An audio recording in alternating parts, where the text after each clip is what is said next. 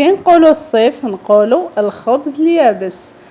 اليوم جبت لكم هاد الوصفة الرائعة اللي راح تخليكم تقتصدوا في الخبز. كما نعرفوا الصيف يخلي الخبز ينشف بالخف.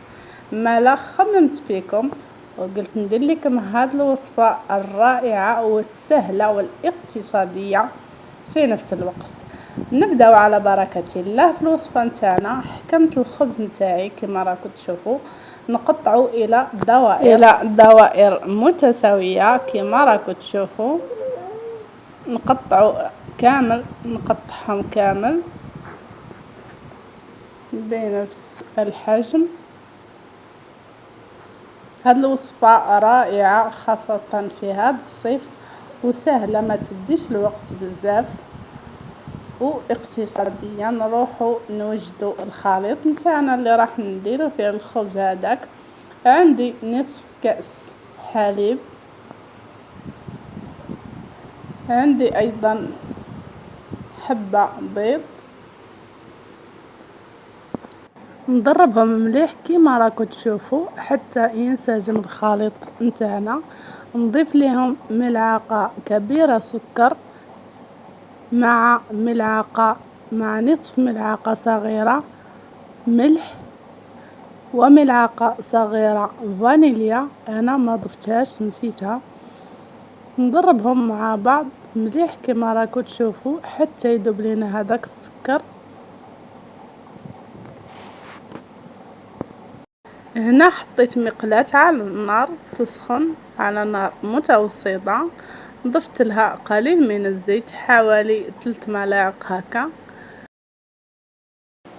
نضرب جميع المكونات مع بعض كما راكم تشوفوا حتى يذوب لنا هذاك السكر وينسجم الخليط.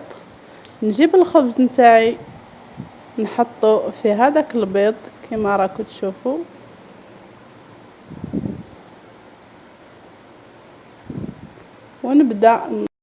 ونبدا نقلبه في هذاك البيض حتى يتشرب مليح كما راكم تشوفوا.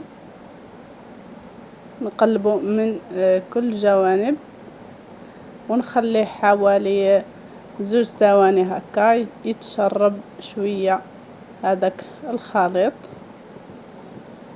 ومن بعد نروح نقليه في المقلاة.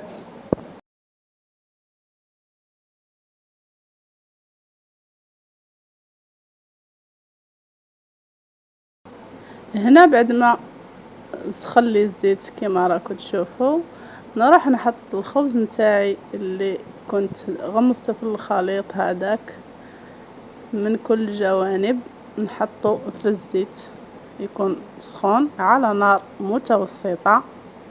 نبدأ نقلب فيهم من كامل جوانب باش يتحمر ويتحصل على هذاك اللون الذهبي الرائع كما راكم تشوفوا. الوصفة هذه سهلة مهلة وتقدروا ديروها في اي وقت حبيتوا، وحتى تقدروا تقدموها للضياف اذا جاوكم، لانها هذه الوصفة راقية وبنينة. نتمنى انكم تجربوها. ونروح نشوفوا الخبز نتاعنا واجد في طبق التقديم.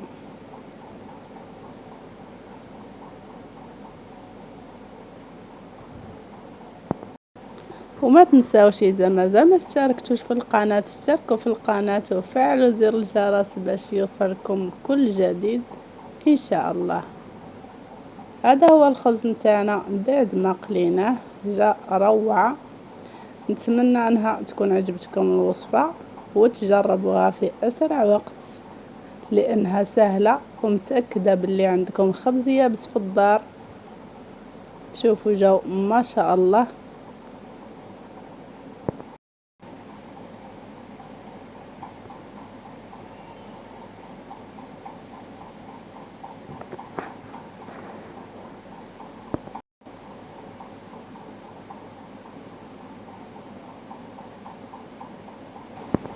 حتى لهنا نكونوا وصلنا لنهاية هذا الفيديو. نتمنى انه يكون افدتكم وإلى اللقاء في فيديو آخر إن شاء الله، والسلام عليكم.